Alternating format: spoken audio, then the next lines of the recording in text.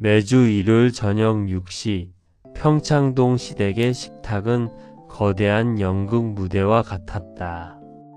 시어머니 박 여사는 며느리들을 대할 때 자로 잰 듯이 명확한 차별을 두었다. 큰며느리 지수는 대기업 임원의 딸이자 명문대 출신이라는 이유로 박 여사의 전폭적인 지지를 받는 황태자비였다.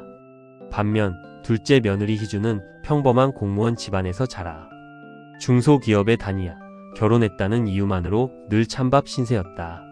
지수야, 너 요새 얼굴이 많이 상했더라. 이 전복은 내가 다 먹어라. 넌 귀한 몸이니 몸보신해야지. 박 여사는 숟가락으로 큼지막한 전복을 지수의 앞접시에 옮겨 담았다. 희주의 몫은 없었다. 아니, 희주는 애초에 식탁에 제대로 앉지도 못했다. 그녀는 부엌에서 고기를 굽고 국을 나르느라 이미 땀범벅이었다. 박 여사는 그런 희주를 돌아보지도 않은 채 지수와 웃으며 대화를 이어갔다. 어머니, 희주 동서도 같이 먹어야죠. 저만 먹기 미안해서요. 지수가 가식적인 미소를 띄우며 희주를 바라봤다. 하지만 그 눈빛은 동정이 아닌 우월감에 차 있었다. 박 여사는 콧방귀를 뀌며 대답했다. 동서는 무슨, 쟤는 원래 집안일 하는 게 체질이라더라. 고기 탈라, 희주야. 불 조절 좀 제대로 해라. 주는 뜨거운 불판 앞에서 입술을 꽉 깨물었다. 1500시의 불꽃보다 더 뜨거운 수치심이 가슴을 찔렀다. 사실 이 집안의 모든 살림과 박 여사의 수발은 희주가 도맡아 왔다. 지수는 명절이나 생신 때 명품 가방 하나 던져주는 것이 전부였지만 박 여사는 그 가방 하나에 희주의 3년치 헌신을 쓰레기통에 처박았다. 복수의 씨앗은 아주 사소한 곳에서 싹 텄다. 식사가 끝난 뒤 지수가 선물한 홍삼 세트 속에서 희주가 우연히 발견한 영수증 한 장. 그것은 지수가 친정아버지의 비자금을 세탁하기 위해 박 여사의 명의를 도용했다는 결정적인 증거였다. 어머니, 당신이 그토록 아끼는 그 금쪽 같은 큰며느리가 당신 뒤통수를 어떻게 치고 있는지 이제 똑똑히 보여줄게. 희주는 부엌 조리대 아래서 휴대폰을 꺼내 영수증을 촬영했다. 셔터 소리가 고요한 부엌에 울려 퍼졌다. 이제 희주에게 이 기울어진 식탁은 더 이상 인내의 장소가 아니었다. 이 집안의 가식적인 평화를 산산조각 낼 전쟁터가 될 참이었다. 희주가 손에 쥔 영수증은 단순한 종이 조각이 아니었다. 그것은 박 여사가 신주단지 모시듯 떠받드는 큰며느리 지수의 가면을 찢어버린 날카로운 메스였다. 겉으로는 대기업 임원의 딸이라는 배경을 업고 우아함의 극치를 달리는 지수였지만 실상은 친정의 부실한 자금줄을 메우기 위해 시댁의 명예와 박 여사의 인감까지 담보로 잡고 있는 우아한 기생충에 불과했다. 희주는 싱크대 앞에 서서 설거지를 하며 거실의 풍경을 훔쳐보았다. 박 여사는 지수가 사온 명품 스카프를 목에 두르고 연신 거울을 보며 한박 웃음을 짓고 있었다. 역시 우리 지수는 안목이 달라. 이런 건 천박한 애들은 평생 만져보지도 못할 텐데 안 그러니? 박 여사의 시선은 부엌 대기처럼 일하고 있는 희주에게 꽂혔다. 그 눈빛에는 노골적인 경멸과 함께 자신의 선택이 옳았음을 끊임없이 확인받으려는 잔인한 자기만족이 서려 있었다. 희주는 아무 대꾸 없이 고무장갑을 조염했다. 예전 같았으면 가슴이 떨리고 눈시울이 붉어졌겠지만 지금은 아니었다. 오히려 박 여사가 지수에게 더 깊게 빠질수록 나중에 맞이할 추락의 충격이 커질 것이라는 생각에 기묘한 희열마저 느껴졌다. 희주는 퇴근 후 남편이 잠든 밤마다 지수의 행적을 추적했다. 지수가 운영한다는 갤러리는 사실상 유령 회사였고 그곳을 통해 박 여사의 명의로 된 차명 계좌가 여러 개 개설되었다는 사실을 알아냈다. 지수는 치밀했다. 그녀는 박 여사에게 어머니 노후 자금을 더 불려드리고 싶다는 감언이설로 접근해 각종 서류에 도장을 찍게 했다. 박 여사는 지수의 학벌과 집안 배경이라는 허울에 눈이 멀어 그 서류들이 자신의 목을 죄는 밧줄이라는 사실을 꿈에도 몰랐다. 희주는 지수가 박 여사와 함께 방문했다는 프라이빗 뱅킹 센터의 직원을 수소문했다. 그 과정에서 지수가 박 여사의 인감을 이용해 수십억 대의 사모펀드에 가입했으며 그 펀드의 실소유주가 지수의 친정 오빠라는 증거를 확보했다. 동서 거기 서서 뭐해? 국 다 식겠어. 어느덧 식사 준비를 마치고 식탁으로 향하던 희주에게 지수가 다가와 속삭였다. 그녀의 향수 냄새가 희주의 코끝을 자극했다. 지수는 박 여사가 보지 않는 틈을 타 희주의 귀에 입술을 바짝 갖다 댔다. 어머니 비위 맞추는 게 그렇게 힘들어? 하긴 동서는 태생이 좀 투박해서 그런지 센스가 없더라. 그냥 포기하고 죽어라 일이나 해. 그게 동서한테 제일 잘 어울리니까. 지수의 조롱 섞인 웃음소리가 희주의 귓가를 때렸다. 희주는 고개를 숙인 채 입술을 꽉 깨물었다. 지수가 건드린 것은 희주의 자존심이었지만 희주가 겨냥한 것은 지수의 목숨줄이었다. 희주는 밥상을 차려놓고 자리에 앉지 않은 채 거실 구석으로 물러났다. 박 여사는 지수에게만 수저를 챙겨주며 희주를 유령 취급했다. 희주 너는 가서 과일이나 깎아와라. 지수 좋아하는 샤인머스켓으로 알지? 껍질 하나라도 씹히면 안 된다. 박 여사의 명령에 희주는 묵묵히 부엌으로 향했다. 과일을 깎는 그녀의 손길은 정교하고 빨랐다. 칼날이 과육을 파고들 때마다 희주는 지수의 가식적인 웃음소리를 하나씩 도려내는 상상을 했다. 복수는 이미 시작되었다. 희주는 다음날 지수의 친정 오빠가 운영하는 회사의 부도. 위기 소식을 일부러 박 여사가 즐겨보는 경제지 사이에 끼워 넣었다.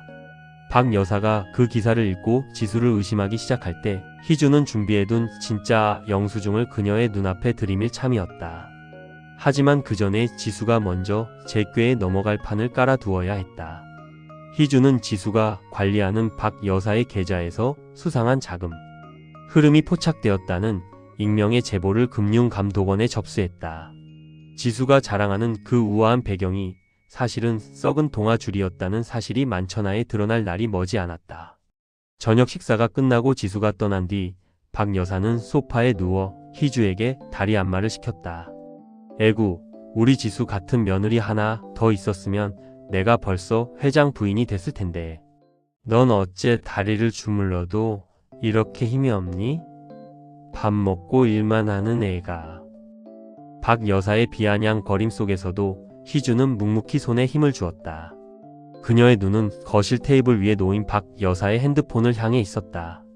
잠시 후 지수로부터 다급한 문자 메시지가 도착했다. 어머니, 내일 아침에 급하게 드릴 말씀이 있어요. 인감 도장 가지고 잠깐만 갤러리로 와주세요. 희주는 박 여사가 잠든 사이 그 문자를 삭제하고 대신 지수의 번호로 차단 설정을 해두었다. 지수의 다급함이 극에 달할수록 그녀는 더 큰 실수를 저지를 것이다. 그리고 그 실수의 끝에는 박 여사의 그토록 자랑스러워하던 내리사랑이 배신감이라는 칼날이 되어 자신의 가슴을 찌르는 결말이 기다리고 있었다. 희주는 어두운 부엌에 홀로 앉아 식어버린 국밥을 삼켰다. 목구멍을 타고 넘어가는 밥알이 모래알처럼 까끌거렸지만 그녀의 눈빛만은 그 어느 때보다 형형하게 빛나고 있었다. 이제 평창동의 이 우아한 지옥은 희주가 설계한 대로 무너져 내릴 준비를 마쳤다. 지수의 파멸은 곧 박 여사의 몰락이었고 그것이야말로 희주가 3년 동안 견뎌온 모든 수모에 대한 정당한 대가였다. 평창동 저택의 아침은 평소보다 무겁게 시작되었다. 지수의 연락이 닿지 않자 박 여사는 거실을 서성이며 연신 히스테릭한 반응을 보였다. 어젯밤 지수가 보냈던 문자는 희주의 손에 의해 삭제되었고 지수의 번호는 차단된 상태였다. 박 여사는 지수가 자신에게 무언가 숨기고 있다는 불안감보다 자신이 가장 아끼는 황태자비가 연락을 받지 않는다는 사실 자체에 자존심 상해했다. 이게 대체 어떻게 된 일이야? 지수가 이럴 애가 아닌데. 희주 너 혹시 내 핸드폰 건드렸니? 박 여사가 날카로운 눈으로 부엌에서 아침상을 차리던 희주를 쏘아보았다. 희주는 평소보다 더 낮은 자세로 고개를 숙이며 차분하게 대답했다. 아니요, 어머니. 제가 감히 어머니 전화를 왜 건드리겠어요. 아마 큰동서 형님네 갤러리에 큰 행사가 있어서 바쁘신 게 아닐까요? 어제 뉴스 보니까 그쪽 업계가 요즘 세무조사 때문에 시끄럽다던데. 희주가 흘리듯 던진 세무조사라는 단어에 박 여사의 눈동자가 가늘게 떨렸다. 지수의 뒷배경을 자신의 훈장처럼 여기던 박 여사에게 그것은 불길한 징조였다. 바로 그 순간 저택의 초인종이 요란하게 울렸다. 들어온 이들은 지수가 아니었다. 깔끔한 정장 차림에 신분증을 제시한 이들은 금융감독원에서 파견된 조사관들이었다. 박순자 씨 되십니까? 본인 명의의 계좌를 통해 거액의 비정상적인 자금 흐름이 포착되었습니다. 자본시장법 위반 혐의로 임해 동행 및 가택 조사를 실시하겠습니다. 박 여사의 안색이 순식간에 흑빛으로 변했다. 이게 무슨 소리예요? 내가 무슨 돈이 있다고? 우리 큰며느리가 다 알아서 관리하는 박 여사는 말을 채 끝내기도 전에 입을 다물었다. 자신이 지수에게 건넸던 인감과 서류들이 머릿속을 스쳐 지나갔기 때문이다. 조사관들은 박 여사의 서재를 뒤지기 시작했고 박 여사는 소파에 주저앉아 벌벌 떨었다. 이 혼란스러운 상황 속에서 희주는 조용히 박 여사의 곁으로 다가갔다.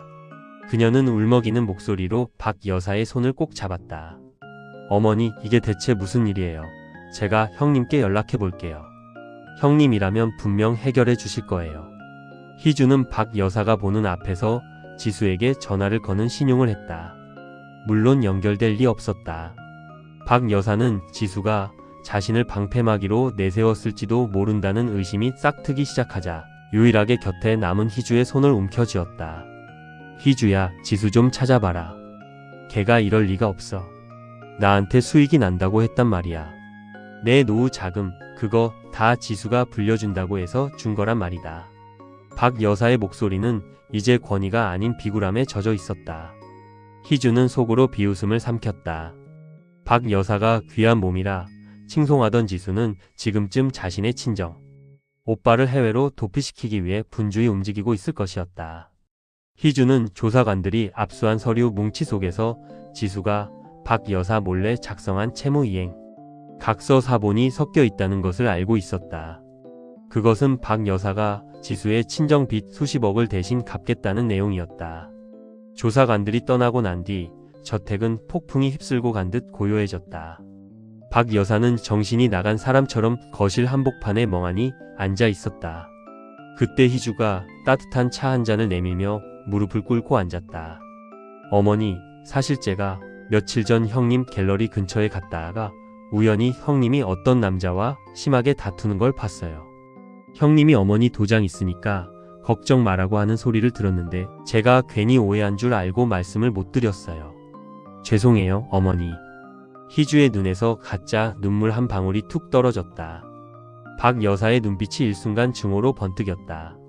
어머니 도장이라는 말은 박 여사의 심장에 박힌 마지막 쐐기였다. 자신이 쏟아부은 그 지독한 편애가 사실은 자신을 파멸로 이끄는 먹잇감에 불과했다는 사실을 깨닫는 순간이었다. 그년이 감히 나를. 박 여사는 찻잔을 바닥에 내동댕이 쳤다. 파편이 희주의 발치에 튀었지만 희주는 미동도 하지 않았다. 오히려 박 여사를 끌어안으며 다독였다. 어머니, 일단 형님을 믿어보세요. 하지만 만약에 대비해서 제가 아는 변호사 분이 계신데 어머니 명의를 도용당했다는 걸 증명하면 책임을 면할 수도 있대요. 제가 몰래 도와드릴까요? 큰아들 아주버님이나 저희 남편이 알면 집안 망신이라고 난리가 날 텐데 우리끼리 조용히 해결해요. 박 여사는 이제 희주를 구세주처럼 바라보았다. 그래 희주야, 너밖에 없다. 지수, 그녀는 이제 내 손으로 죽일 거야.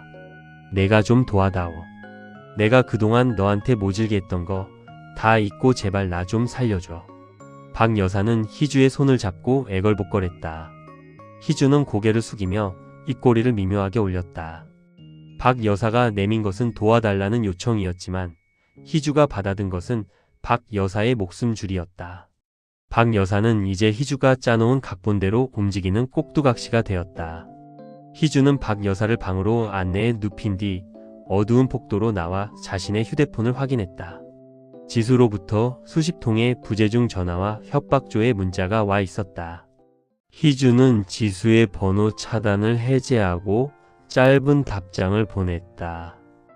형님, 어머니가 지금 금감원 조사받고 실신하셨어요. 인감 도장은 제가 일단 금고에 보관해뒀으니까 내일 밤에 저택 뒷문으로 오세요. 비밀로요. 지수를 향한 덫은 완성되었다. 지수가 인감을 찾기 위해 저택으로 잠입하는 순간 기다리고 있는 것은 박 여사의 서슬퍼런 분노와 경찰이 될 것이었다. 희주는 자신이 닦던 바닥의 광택을 보며 중얼거렸다. 평창동 저택의 밤은 차갑고도 고요했다. 하지만 그 정막 아래서는 누군가의 파멸을 고대하는 날카로운 칼날 소리가 들리는 듯 했다. 지수는 희주가 보낸 문자를 한치의 의심도 없이 믿었다. 평소 말 한마디 제대로 못하던 무능한 동서가 감히 자신을 상대로 함정을 파리라고는 상상조차 못한 것이었다. 밤 11시 지수는 검은색 코트깃을 세운 채 희주가 말한 저택 뒷문으로 스며들었다. 희주는 어두운 복도 끝에서 지수의 움직임을 지켜보고 있었다. 지수는 익숙한 솜씨로 박 여사의 서재로 향했다. 금고 번호를 누르는 지수의 손가락이 미세하게 떨리고 있었다. 그녀는 지금 벼랑 끝에 서 있었다. 친정 오빠의 도피 자금과 자신의 갤러리 장부를 맞추기 위해서는 박 여사의 인감과 그 명의로 된 비상금 계좌가 반드시 필요했다.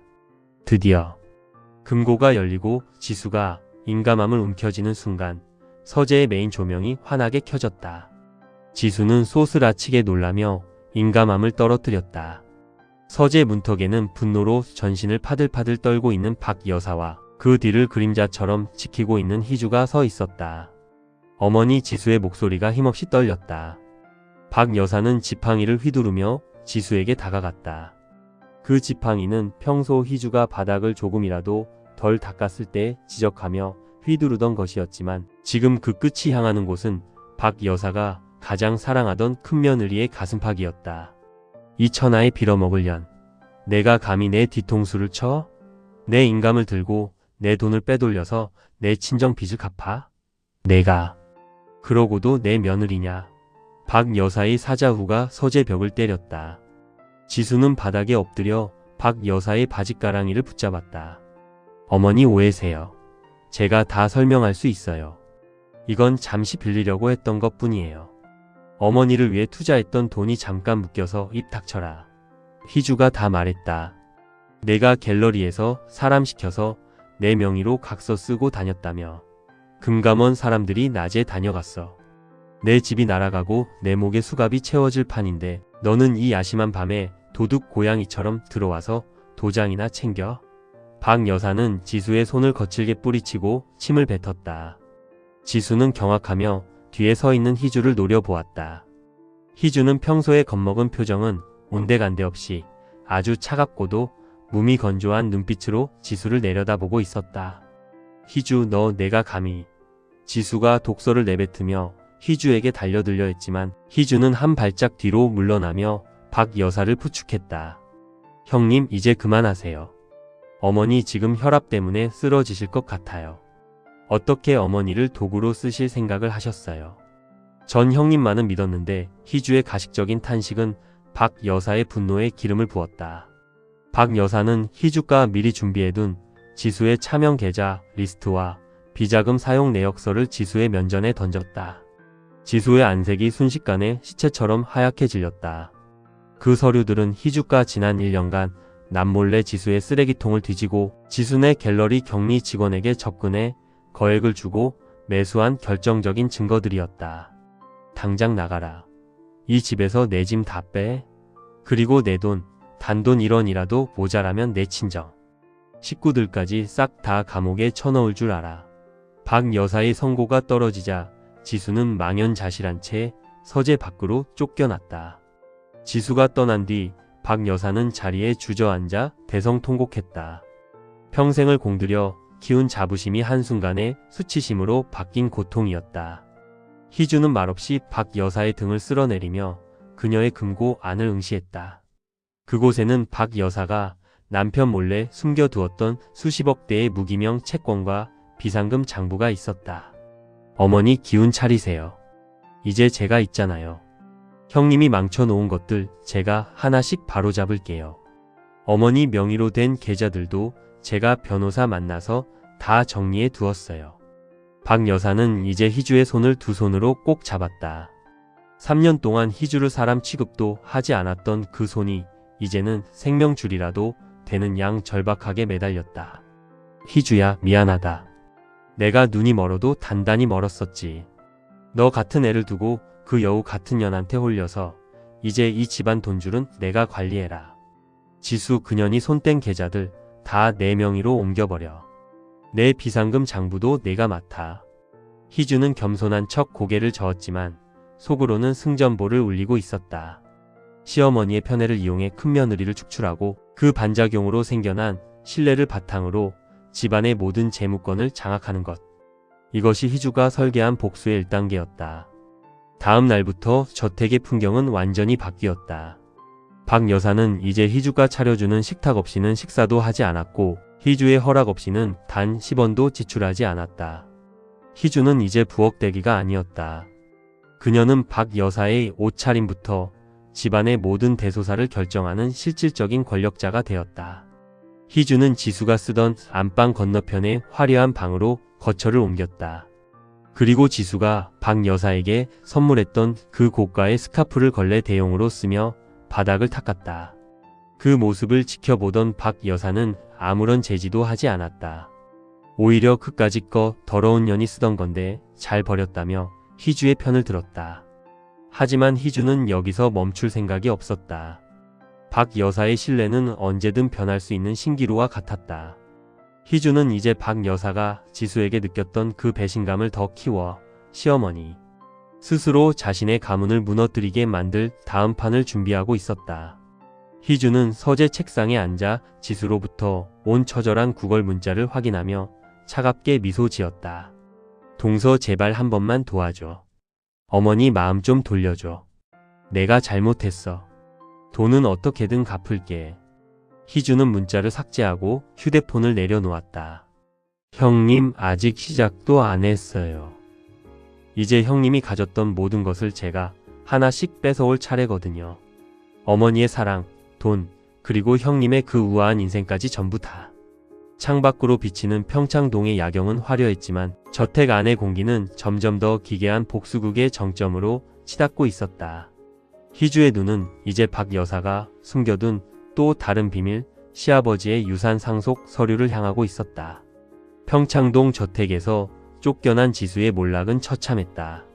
그녀가 공들여 쌓아온 대기업 임원의 딸이라는 타이틀은 부실한 가업의 파산과 함께 모래성처럼 흩어졌다.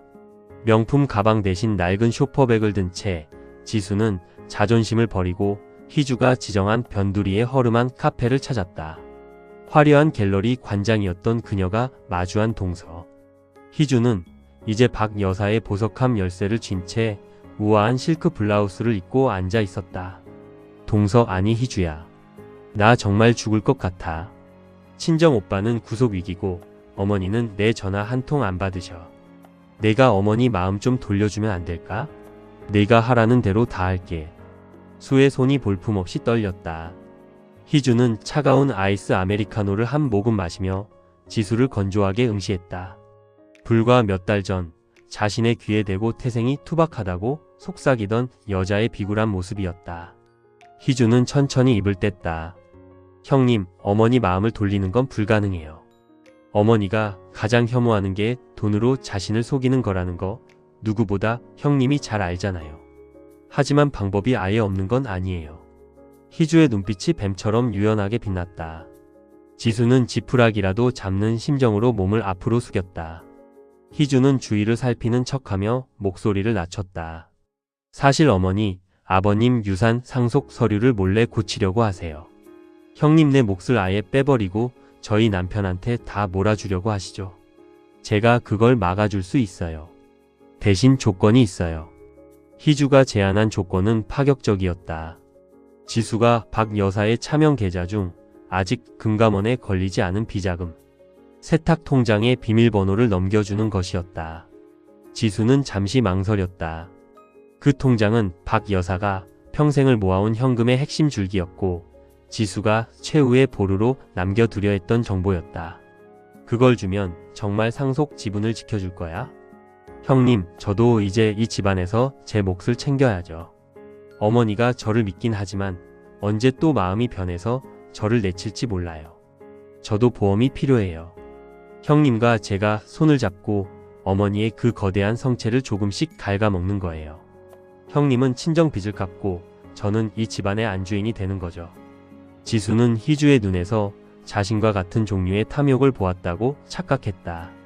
역시 너도 돈 앞에서는 똑같구나라는 안도감이 지수의 이성을 마비시켰다. 지수는 결국 떨리는 손으로 종이에 비밀번호를 적어 넘겼다. 희주는 그 종이를 받아 가방 깊숙이 넣으며 미소 지었다. 하지만 이것은 희주가 설계한 거대한 기만극이었다. 희주는 지수와 헤어지자마자 박 여사에게 전화를 걸었다. 어머니, 방금 지수 형님 만났어요.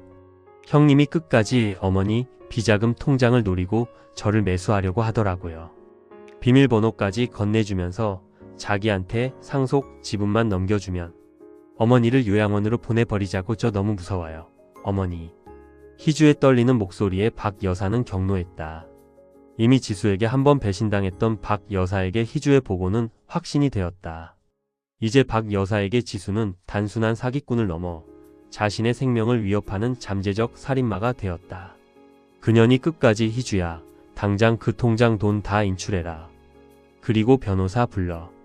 상속이고 뭐고 그년한테는 단 한 푼의 먼지도 안 가게 만들 거야. 희주는 박 여사의 허락하에 지수가 넘겨준 비밀번호를 이용해 합법적으로 박 여사의 비자금을 자신의 관리 계좌로 옮기기 시작했다. 지수는 자신이 희주와 공조하고 있다고 믿으며 희망 고문을 당하는 사이 그녀가 가졌던 마지막 정보, 자산마저 희주에게 상납한 꼴이 되었다. 희주는 저택으로 돌아와 박 여사의 침실 앞에 섰다. 박 여사는 이제 공포와 배신감에 휩싸여 희주 없이는 잠도 자지 못하는 상태가 되었다. 희주는 박 여사에게 수면제를 건네며 부드럽게 웃었다. 어머니 걱정 마세요. 제가 있잖아요. 그 누구도 어머니를 건드리지 못하게 제가 다 지킬게요. 박 여사가 잠든 뒤 희주는 서재로 들어가 지수와 나눈 대화가 녹음된 파일을 재생했다. 지수가 박 여사를 원망하며 내뱉었던 모진 말들이 흘러나왔다. 희주는 이 파일을 언제 터뜨릴지 고민하며 와인을 들이켰다. 이제 두 며느리의 미락은 희주의 일방적인 사냥으로 변했다. 지수는 희주가 자신을 도와줄 것이라 믿으며 박 여사의 분노가 사그라지길 기다리고 있었지만 실제로는 박 여사의 증오가 희주에 의해 매일 아침 정성스럽게 배양되고 있었다. 평창동의 안개에 자욱한 새벽, 희주는 거울 속에 자신을 보며 중얼거렸다. 형님, 내리사랑은 이제 끝났어요. 이제 남은 건 우리가 서로를 뜯어먹으며 몰락하는 추악한 잔치뿐이죠. 희주의 손에는 이제 박 여사의 전 재산이 담긴 통장들이 가득했다. 복수의 오부 능선을 넘은 그녀의 눈은 이제 이 가문의 뿌리인 시아버지의 유산, 그 거대한 판을 흔들 준비를 마쳤다. 중환자실의 기계적인 비프음은 이 가문의 조종이나 다름없었다. 시아버지인 구 회장의 숨이 가빠질수록 평창동 저택의 공기는 서늘해졌다. 그가 일군 수천억 대의 자산과 부동산은 이제 주인을 잃기 직전이었고 그 거대한 유산의 향방을 결정할 권한은 아이러니하게도 그가 평소 집안의 질서를 어지럽힌다며 탐탁지 않아 했던 세 여자 박 여사, 지수, 그리고 희주의 손으로 넘어오고 있었다. 박 여사는 남편의 임종보다 유언장의 내용에 집착했다. 그녀는 평생 구 회장의 그늘에서 인내한 대가로 이 가문의 모든 실권을 쥐길 원했다. 하지만 그녀의 손과 발은 이미 희주에게 묶여 있었다. 희주는 박 여사의 모든 법적 대리인 역할을 자처하며 구 회장의 변호사를 만나는 일부터 상속 서류를 검토하는 일까지 독점했다. 어머니, 아버님께서 형님네한테는 단 한 푼도 남기지 말라는 구두 유언을 하셨다고 변호사님이 그러시네요.